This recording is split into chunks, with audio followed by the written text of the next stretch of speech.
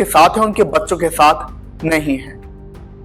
आप मेरी बात की गहराई को समझ पा रहे होंगे कि मैं क्या कहना चाह रहा हूं।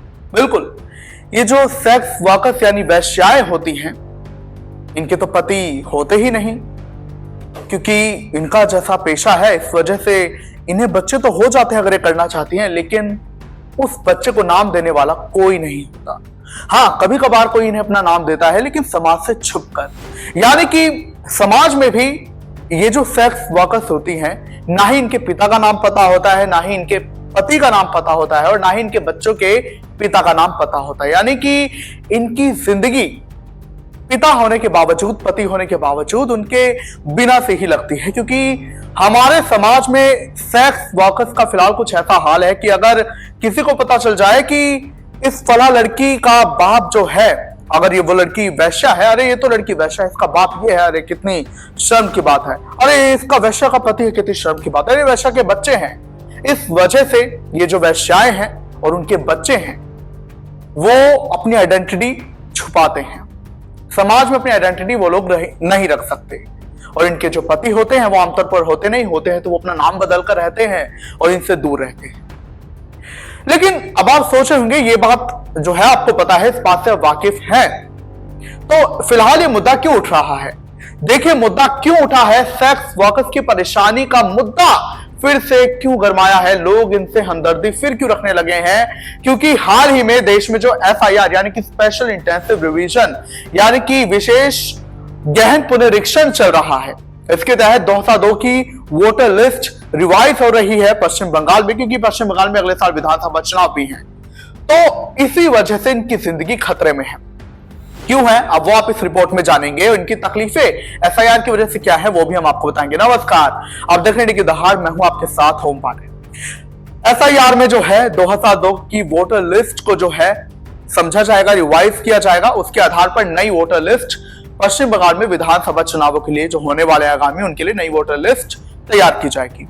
अब होगा क्या, अगर मान लीजिए आप पश्चिम बंगाल के वोटर और आपका 2002 की वोटर लिस्ट में नाम है, तो आपका नाम नहीं कटेगा, आपका नाम इस नई वोटर लिस्ट में भी रहेगा। अगर आपका नाम नहीं है, अगर आप उस समय बच्चे थे, आप अभी अभी फर्स्ट टाइम वोटर हैं, लेकिन अगर आपके पिता का या आपकी किसी रिश्तेदार का, मां या संबंधी का नाम है, तो वो समझा जाएगा कि आप वहीं के रहने वाले हैं और आपका भी नाम रहेगा।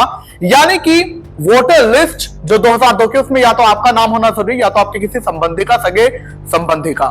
लेकिन सेक्स वर्कर्स के साथ ऐसा नहीं है, वो तो अधिकतर बांग्लादेश के हैं। बिल्कुल, देखिए, जो बंगाल में कोलकाता है, ये दुनिया के सबसे बड़े रेड लाइट एरिया में से एक है। रेड लाइट एरिया यानी कि वहां जहां पर वेश्यावृत्ति होती है। यहां पर एक इलाका है लच्छीपुर, वहां पर 400 से ज्यादा महिलाएं सेक्स वर्कर्स हैं। उनकी बहू सेक्स वर्कर, उनकी बेटी सेक्स वर्कर है, उनकी मां सेक्स वर्कर रही, यानी कि उनकी जिंदगी वेश्यावृत्ति में ही गुजरी है। फर्क बस इतना है कि उनका ना ही कोई पिता है, ना ही पति है, क्योंकि पता नहीं पिता कौन है, पता नहीं पति कौन है, सब नाम छुपा कर रहते हैं। तो इनकी दिक्कत कहां पर बड़ी है? इन सेक्स वर्कर्स का कहना है कि हमारे साथ दिक्कत यहां पर हुई है कि पहली बात, कोई कोई यहां भारत की है, लेकिन इनमें से अधिकतर बांग्लादेशी है। लेकिन ये घुसपैठिया नहीं है, ऐसा इनका कहना है। ये कह रही हैं कि हमें तो बांग्लादेश से हमारे रिश्तेदार ये कहकर लाए थे कि भारत में काम दिला देंगे, लेकिन यहाँ पर उन्होंने हमें वेश्यावृत्ति में धकेल दिया, और ऐसा हम इस काम में रह गए कि हम, क्योंकि वेश्यावृत्ति एक ऐसा जाल है जिससे महिलाओं का बच पाना, निकल पाना बहुत ही ज्यादा मुश्किल है। तो यही इन वैश्याओं के साथ हुआ, इन सेक्स वर्कर्स के साथ हुआ।